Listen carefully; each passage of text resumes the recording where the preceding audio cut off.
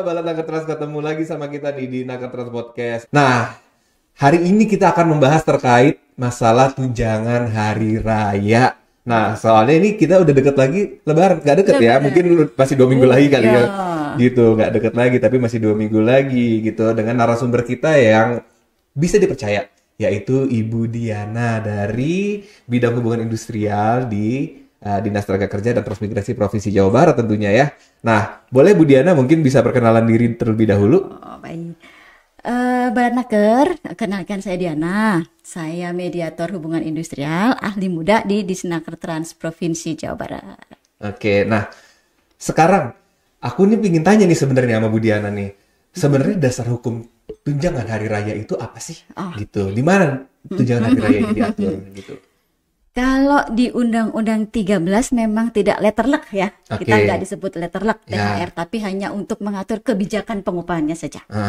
Itu ada di pasal 88 dan pasal kemudian 88. Diubah lagi di Undang-Undang 6 di pasal 81 di angka 27, angka 28 itu dia mengatur tentang kebijakan. Dan kemudian dijabarkan lagi nih. Dijabarkan lagi di PP 36 pengupahan. Kemudian masih juga kita pakai Permenaker 6 2016. 2016. Ya, itu statusnya masih berlaku dan belum dicabut. Itu panduan kita untuk THR. Oke. Nah, sebenarnya gini, kan setiap event ya atau setiap kejadian itu pasti kan kenapa kok bisa diatur sih dalam undang-undang itu kan pasti ada filosofinya nih ceritanya nih. Sebenarnya filosofi apa sih yang begitu mendukung tunjangan hari raya ini harus diberikan kepada si pekerja? Ceritanya begitu. Gini, di Undang-Undang 13 itu disebutkan bahwa setiap pekerja buruh dia berhak atas penghidupan yang layak bagi kemanusiaan. Nah, itu diejawantahkan dalam beberapa turunannya nih. Ada yang Permen 16, kemudian di PP 36. Nah, salah satu upaya perlindungan upahnya itu adalah pengaturan dalam THR. Jadi meskipun THR itu disebutnya sebagai pendapatan non-upah, tapi dia dinyatakan wajib dalam pelaksanaannya. Wajib ya berarti wajib. Itu yang membedakan THR dengan pendapatan non-upah lainnya.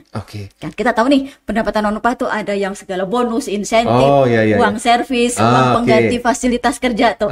Itu statusnya bisa disebut dapat dilaksanakan oleh perusahaan. Tetapi khusus untuk THR dia wajib. Pendapatan non-upah yang wajib. Itu pembedanya. Itu bentuk kehadiran pemerintah untuk perlindungan pekerja. Gitu. Nah, sebenarnya nih ngomong-ngomong masalah THR, tentunya kan biasanya kan perusahaan itu kan memberikan uang THR ini ada batas waktunya dong. Tidak mungkin uang THR ini diberikan misalnya setelah hari raya tersebut dilaksanakan ya kan. Akan jadi lucu ceritanya kalau misalnya setelah hari raya dilaksanakan terus tiba-tiba mereka bayar THR-nya kan kayak gitu kan. Nah, ini ada nggak sih ketentuannya terkait tanggal pemberiannya? Paling lambat H-7. Paling lambat H-7. Hari kerjakah atau hari biasa? Hari kalender. Hari kalender, paling lambat H-7 hari kalender, bukan hari kerja ya. Jadi kalau misalnya kalian tiba-tiba nge-push perusasahaan, udah H-7 hari kerja nih. Enggak, salah, tapi H-7 hari kalender. Dicatat ya. Nah, Nah, baik. Sekali lagi, bukan sekali lagi ya. Kita masih terus berdiskusi di soal ini seru nih. Nah, kan tadi paling lambat itu H-7 hari kalender. Nah, sebenarnya kalau perhitungan THR sendiri itu ada pengaturannya nggak? Gitu. Rumusnya nih. Iya, rumusnya. Ada nggak ya kira-kira? Kita melihat berdasarkan masa kerja nih. Masa kerjanya sudah 12 bulan, kita hitungnya 1 bulan upah. Upah terakhir ya. Kayak masa kerja 12 bulan. Berturut-turut ya. Berturut-turut. Tandanya mereka dapat 1 bulan upah. 1 bulan upah. Apabila lebih dari 1 bulan tetapi kurang dari 12, kita hitungnya proporsional, prorate. Dibagi 12 dikalikan upah sebulan. Misalnya 3/12. 3/12 kali upah sebulan 4.200.000 lah anggap aja ya. Kita pakai UMK gitu. Kalau 2 tahun misalnya, 3 tahun, sama itu 1 bulan berarti ya? Berturut-turut apa enggak? 1 bulan. Satu bulan. In case gini. Kita kan tahu ya di negara kita yang tercinta ini, ya kan, terkait ketenaga kerjaan itu ada 3 sistem. sebenarnya sih dua sistem ya, satu PKWT, satu PKWTT, ya Dua, kan? oke. Ya kan, dua ya. Dua. Soalnya kalau Alidaya itu tetap aja ujung-ujungnya kan Tetep di kan, perusahaan maksudnya, Alidayanya ya, tetap aja antara PKWT atau Sesinya PKWT. beda kali ya. Oke, sip. Mungkin untuk next session ya. Oke, Oke, itu siap. jadwal selanjutnya kita agendakan. Oke, mantap. Ya udah, berarti ini taruh lah kita PKWT, iya kan? Terus kemudian si PKWT ini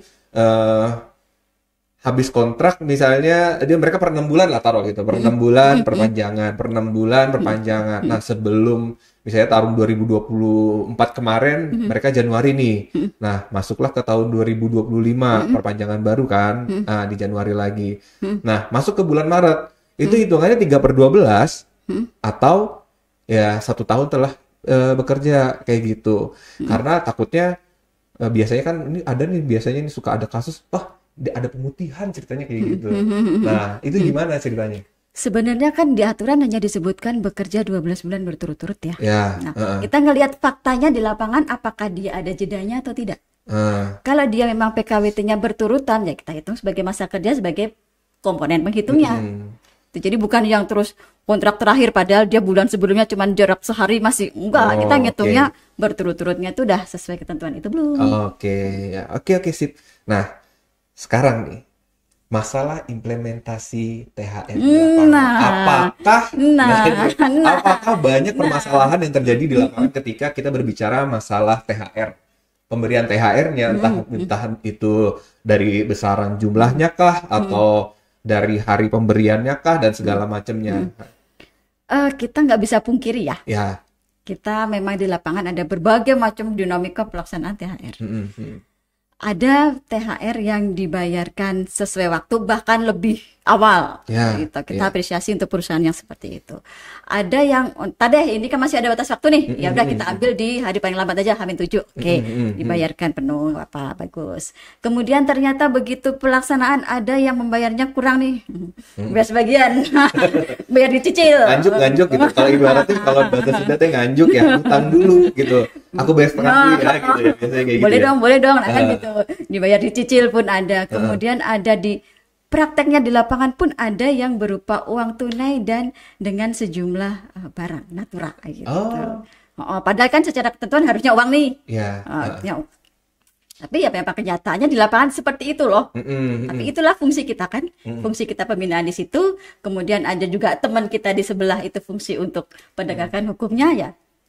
Itu kita sinerginya ke situ. Nah, ini menarik nih. Tadi ada yang bilang tadi Bu Diana bilang ada juga yang memberikan THR itu berupa barang atau natura ya tadi ya. Ada di lapangan ada praktek ya? Seperti itu ada. Padahal sebenarnya mereka memahami tidak sih apa filosofinya kenapa kok harus berupa uang yang diberikan kayak gitu.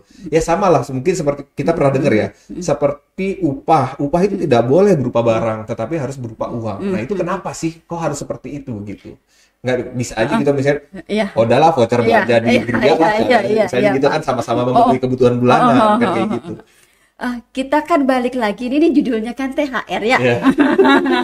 Tunjangan hari raya. Tunjangan hari raya. Di hari raya itu kan kita nggak tahu nih keperluannya apa nih. Dikembalikan ke fungsi pemberiannya. Jadi biar lebih bisa disesuaikan dengan keperluannya apa. Karena kalau udah punya nih banyak nih stok untuk hari lebaran, dikasih lagi kalau dalam bentuk barang. Artinya kan nggak efektif, nggak sesuai dengan esensi awal pemberiannya. Iya, betul. Gitu. Ya kan siapa tahu buat mudik di bensin ya. Kan nggak mungkin pakai air mineral kan bensinnya kan. Kan nggak mungkin tukar sama kue nih tiketnya nih. Betul, nggak bisa juga pakai sembako gitu kan. Oke, sip. Oke, thank you. Nah, terus nih Bu Diana terkait THR nih. Kan THR itu kan merupakan tunjangan hari raya. Bukan tunjang raya ya. Kalau tunjang raya kayaknya restoran Padang deh. Puasa. Nih, sadar. Puasa jadi agak lapar gitu. Oke. Ikutan tunjang. Oke. THR itu kan tunjangan hari raya keagamaan ya. Ya, otomatis di Indonesia sendiri agama itu kan berupa lumayan banyak ya. Maksudnya nggak cuma Muslim, tetapi juga kita punya Katolik, Kristen dan segala macamnya. Oke. Nah, terkait THR ini, setiap orang yang memeluk agamanya nih masing-masing nih ceritanya nih, apakah diberikan THR-nya itu ya sesuai dengan misalnya tunjangan hari raya ketika Muslim Lebaran misalnya kayak gitu ya, jadi ya udah sekali aja walaupun terlepas orang tersebut non muslim atau tidak kayak gitu ya. Atau disesuaikan dengan hari rayanya masing-masing. Nah, itu kita penasaran banget. Kira-kira gimana sih gitu. Kita ke regulasinya ya. Iya, ke Permenaker 6 2016 itu menyebutkan hari raya itu apa sih? Hari raya yang dimaksud dalam permen ini adalah hari raya Idul Fitri untuk Islam, Natal, Waisak, Nyepi, kemudian untuk Konghucu juga ada juga. Artinya pelaksanaan pembayaran disesuaikan dengan hari raya masing-masing. Tetapi ada juga disebutkan dalam aturan itu bahwa pelaksanaannya bisa diatur berbeda sepanjang mereka diatur dalam PK, PP, PKB. Perjanjian kerja, peraturan perusahaan, dan perjanjian kerja bersama. Bisa diatur untuk dalam satu waktu pemberian. Misalnya kita ambil di satu perusahaan mayoritas ternyata Islam. Dibayarkan semua tanpa kecuali di pada saat Lebaran, hari raya Idul Fitri. Hari raya Idul Fitri. Meskipun yang beragama lain ya juga terimanya di Idul Fitri. Bisa diatur seperti itu. Jadi balik lagi kan kalau misalnya PP atau PK dan PKB itu kan based on-nya, terutama PK dan PKB ya, itu kan based on-nya adalah kesepakatan. Nah, ini mungkin nanti tim produksi kita akan lanjut juga ya di sesi berikutnya mungkin ya terkait PK, PP, PKB itu apa gitu ya, mungkin biar nggak bingung juga nanti teman-teman Balat Nakertas ini. Kita kan banyak nih, kompleks sekali kan ya. Betul. Kalau nggak dibagi per sesi ya. Wah, ini bisa kuliah panjang sekali. Baik, silakan lanjut. Oke, siap. Nah, ini aku penasaran banget nih terkait kemarin soalnya ada beritanya nih baru muncul. Sepertinya saya tahu. Terkait surat edaran tunjangan hari raya dan bonus hari raya. Oke lah, kalau tunjangan hari raya kita nggak terlalu heran mungkin ya, karena kayaknya tiap tahun ada deh kan kayak gitu ya. Tapi terkait ini nih, bonus hari raya. New baby born. New baby born. Nah, itu gimana sih kisahnya kok bisa ada? Dan itu untuk apa kayak gitu? Bonus hari raya itu merupakan kebijakan pemerintah ya di sini ya. Sekali lagi untuk menunjukkan bahwa negara hadir untuk perlindungan upah warganya tanpa kecuali. Jadi untuk driver online, kurir online, semua transportasi umum dan kurir yang berbasis pada aplikasi, kita coba benahi perlindungannya. Salah satunya dengan pemberian bonus hari raya. Pasti ya tidak akan sama dengan THR karena dasarnya pun juga udah beda. Yang THR kan pasti ada undang-undangnya, ada permenakernya. Kalau BHR ini adalah merupakan satu kebijakan pemerintah, kebijakan yang baru tahun ini dan mudah-mudahan akan dilanjutkan karena kemarin kita memang berdasarkan pertemuan dengan Kemenaker kemarin ada hasil Zoom, ini akan terus diperbaiki tiap tahun dan bahkan tidak menutup kemungkinan akan diberikan juga untuk semua yang berbasis aplikasi. Tapi itu kan berproses ya, nggak langsung yang bakal tahun depan ada langsung, nggak juga. Itu lagi berproses dan arahnya untuk ke revisi undang-undang sesuai yang MK 168 kemarin. Jadi ada bahannya juga salah satunya di situ. Sebenarnya menarik ya, karena ini hal baru dan aku pun juga kemarin itu sempat kepikiran ya. Karena pertama yang dibahas itu kan terkait kemitraannya dan segala macam ya tentunya ya. Cuman ya semoga ini menjadi jalan yang terbaik juga ya buat di kemudian hari dan bisa diimplementasikan juga ya. Nah, cuman nih kan pasti kan ada perbedaan dong karena kalau SETHR itu ada dasar hukumnya. Ya, betul kan? Pasti. SETHR tadi dasar hukumnya banyak nih. Ada Undang-Undang 13 2003, PP 36 2021, ada Permen 6 2016 kayak gitu ya. SETHR loh ya kayak gitu. Ya. Nah, terkait SEBHR. Ada nggak? Nah, itu karena kalau misalnya kita berbicara pondasi, nah SETHR ini jelas pondasinya kayak gitu nyata pondasinya. Nah, kalau SEBHR ini pondasinya apa? Gitu. Wujud hadirnya negara dalam perlindungan warganya kan gitu ya. Benar. Ini nih hadir nih pemerintah ini nggak ditutup mata bahwa ada loh seperti ini aktivitas. Setuju. Kalau balik lagi ke dasar hukum, kebijakan Pak. Benar. Iya. Nah, sekarang lanjut nih terkait permasalahan tanggal pemberian THR ya. THR atau BHR nih? THR ya, tapi lebih ke arah, mungkin dua-duanya kali ya, cuman lebih ke arah gini loh. Kapan THR itu atau BHR itu bisa jadi tidak diterima oleh si pekerja, gitu. Ini kayak misalnya gini ya, entah masa kontraknya habis dan segala macam. Itu kapan sih kayak gitu. Kenapa kok bisa kayak gitu prosedurnya? Kalau untuk batas paling lambat pembayaran ini sama, H-7 Lebaran, ya. Kalau untuk THR udah jelas nih. Alurnya apabila tidak ada pelaksanaan THR kan bisa nih ada pengaduan ke teman kita di Wasnaker gitu ya. Tapi kalau untuk bantuan bonus hari raya, bonus hari raya kita hanya mengedepankan pembinaan. Kita pendekatan ke perusahaan aplikasinya. Kemudian apabila kantornya tidak ada di cabang di lokasi kita, kita akan bantu untuk komunikasikan dengan kantor pusat.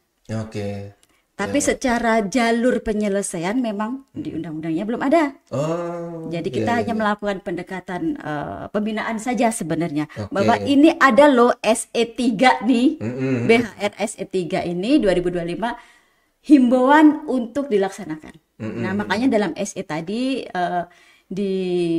dimintakan juga penguatan dari dinas kabupaten kota maupun provinsi. Dalam ini gubernur mengeluarkan atau dalam bentuk surat edaran kah mungkin, atau dari kabupaten kota juga mengeluarkan edaran kah mungkin. Artinya ini meskipun bersifat himbauan tetapi adalah himbauan yang untuk dilaksanakan. Oke. Nah, sekarang mungkin kita lanjut lagi ya. Nah, karena ini ada beberapa keluhan juga nih, bukan keluhan ya, mungkin ke arah curhatan kali ya. Misalnya kayak THR itu misalnya bukan kapan kita dapat ya, tapi lebih ke arah aku tuh selesai itu resign itu, atau aku tuh di PHK itu tanggal sekian gitu, kira-kira masih dapat THR nggak ya kayak gitu. Nah itu ada perhitungannya nggak sih, perhitungan khususnya gitu? Permen 6 mengatur bahwa untuk PKWTT pekerja tetap itu dia selama dalam 30 hari sebelum lebaran dia berhak THR. In case gini nih. Kan sebentar, kan tadi belum selesai. Oh iya, betul. Terus kemudian PKWT. Dia apabila sebelum hari raya kontraknya selesai. Ya mohon maaf, undang-undang menyatakan tidak berhak THR. Oke, tidak berhak ya. Iya. Sebelum hari raya. Kita kan stressingnya di situ nih. Nah, in case gini. Kita berbicara PKWTT. Dia resign ceritanya nih. Dia resign bertepatan 31 hari lah sebelum THR itu dilaksanakan. Tapi yang namanya resign atau pengunduran diri itu kan bisa ada syaratnya, yaitu minimal stay di tempat selama 30 hari gitu ya kan. Biasanya di peraturan perusahaannya ngomong gitu tuh gitu kan. Sehingga misalnya uang pisahnya juga ikut cair kayak gitu. Nah, kira-kira nih ketika si pekerja ini selama dalam masa dalam masa transisi gitu ya, setelah mengundurkan diri, masa transisi 30 hari ini, itu berhak nggak sih dapat THR? Poinnya di resign ya? Iya gitu. Resign. Soalnya kan ketika resign dapat ini surat resignnya sudah ditandatangani, sudah oke, misalnya tanggal 30, tanggal 28 Februari misalnya kayak gitu ya. Tanggal 28 Februari. Tapi beliau ini harus kerja sampai tanggal 31 Maret. Sedangkan di 31 Maret itu lebaran, atau tinggal 30 Maret itu lebaran. Itu boleh nggak? Kita melihat dulu resignnya dari dua sisi sebenarnya ya. Karena di sini di permen disebutkan bahwa sambil nyitir boleh ya? Boleh banget. Hubungan kerja berdasarkan PKWTT dan mengalami pemutusan hubungan kerja. Kita flashback ke belakang nih, ke undang-undang di atasnya nih. Ke Undang-Undang 6 ada, kemudian di PP 35 ada, bahwa pemutusan hubungan kerja dapat terjadi akibat ABCD, itu aja tuh. Kemudian ada poin di situ yang menyatakan bahwa pemutusan hubungan kerja dapat terjadi karena pengunduran diri dengan kemauan sendiri dan harus memenuhi syarat 30 hari, tidak terikat, terus kemudian masih tetap bekerja sampai batas waktu 30 hari. Artinya PHK inilah yang dimaksud dalam pasal 7 permen tadi. Berarti kalau memang dia masuk di 30 hari, apalagi tadi lebih ya. Iya. Artinya berhak THR. Oke. Itu di satu sisi. Satu sisi. Kemudian kita lihat di lapangan kan pasti tahu dong ya. Ada yang kan, resign tiba-tiba. Kan ya, gajinya aja mungkin gak dikasih kali ya. Ya kan, gaji dikasih atuh, itu hak itu mah. Kan katakan misalnya, oke resign ditandatanganin ya kayak gitu. Oke, 30 hari ke depan kamu tetap stay di sini tapi gak digaji kayak gitu karena tanggung jawab kamu ada di situ. Gitu. Nah itu dia, ada resign yang karena tidak sesuai ketentuan itu. Sekarang saya balik tanya, apakah itu tadi masuk ke PHK yang dimaksud di pasal yang di PP 35? Nggak memenuhi ketentuan nih. Artinya resign itu dilakukan dengan memang dia dengan sadar melepaskan haknya nih. Sedangkan yang memenuhi ketentuan saja hanya berhak uang pisah dan uang penggantian hak. Ya kan ya? Kemudian begitu dia resign hari ini, bikin 5 hari kemudian ternyata dia sudah nggak masuk. Artinya tidak sesuai ketentuan, tidak bisa masuk dalam kategori yang pasal 7 ini. Dia nggak berhak THR. Nah, artinya sama-sama berjudul resign, tapi ada konsekuensinya berbeda. Iya, betul. Gitu. Kan nggak adil juga dong yang sudah resign memenuhi ketentuan nih, sudah capek-capek bikin surat, sebulan masih bekerja, tiba-tiba ada datang nih nyalip nih. Bikin hari ini, 2 hari kemudian nggak masuk, tapi sama-sama dapat THR. Ya udah kalau nggak udah males-malesan sih misalnya kerjanya. Udah resign kayak gitu. Yang penting syarat wajibnya datangin kayak gitu misalnya gitu. Jangan dilakukan ya teman-teman pekerjaku gitu ya. Oke. Nah, ini sebenarnya terakhir sih gitu ya terkait pengaduan THR. Pengaduan THR itu bisa nggak sih diakses di Jawa Barat gitu? Pengaduan THR kita ada beberapa jalur sebenarnya ya. Pakai posko yang di kementerian bisa, pakai yang di dinas juga bisa. Kami ada hotline, nanti ada di atas atau di bawah ya? Ya, di atas sama bawah ada ya? Sini, samping, oke. Mungkin ada. Juga nanti kita tayangin juga ya mungkin ya terkait posko THR posko ada THR. Di Dinas Tenaga Kerja dan Transmigrasi Provinsi Jawa Barat. Posko konsultasi dan penegakan hukum THR. Oke. Nah, dengar sendiri ya kayak gitu ya. Jadi teman-teman yang yang sekiranya THR-nya misalnya kurang atau THR-nya masih nunggak belum dibayar ya kayak gitu ya, atau belum diberikan sama sekali sampai H-1 Lebaran kayak gitu, silahkan untuk melakukan pengaduan karena insya Allah di sini juga akan bertindak ya, akan ngebantu teman-teman semuanya. Tapi sepertinya di Jawa Barat bagus deh ya. Insya Allah ya. Amin. jangan sampai bermasalah lah gitu. Karena kita kan harus membawa nama baik Jawa Barat. Ya. Hidup Jawa Barat istimewa. Oke. Nah, itu tadi ya pembahasan terkait tunjangan Hari Raya Keagamaan tahun 2025. Oke, para balatna kertas kita. Oke. Nah, boleh nanti kalau misalnya ada yang mau bertanya gitu ya, boleh tinggalin di kolom komentar yang di bawah ini ya, di bawah description mungkin ya. Aku juga nggak ngerti kalau di YouTube tuh posisinya di mana. Oke. Nah, bisa juga nanti kontak ke hotline kita dan lain-lainnya. Oke. Nah, mungkin buat sesi podcast hari ini berakhir sampai sini. Terima kasih banyak Ibu Diana atas kehadirannya dan memberikan ilmu buat kita semua. Sampai berjumpa lagi Balatna Kertas. Assalamualaikum warahmatullahi wabarakatuh.